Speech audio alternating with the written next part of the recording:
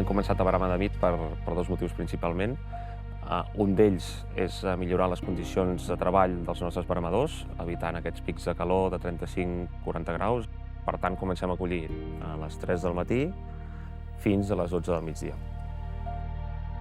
El segon motiu és collir el raïm en el seu punt òptim durant el dia, que és en el moment en què està entre els 15 i els 20 graus de temperatura, que acostuma a ser entre les 6 i les 7 del matí, i tot seguit, un cop collit, poder prensar el raïm de manera seguida, evitant dedicar molt temps d'espera entre el moment de recol·lecció i el moment de prensat.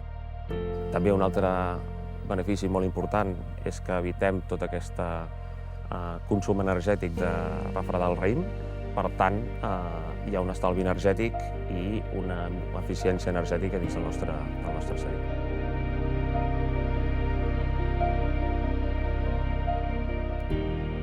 Per seguir elaborant vins de màxima qualitat amb un clima mediterrani és imprescindible fer una verema nocturna.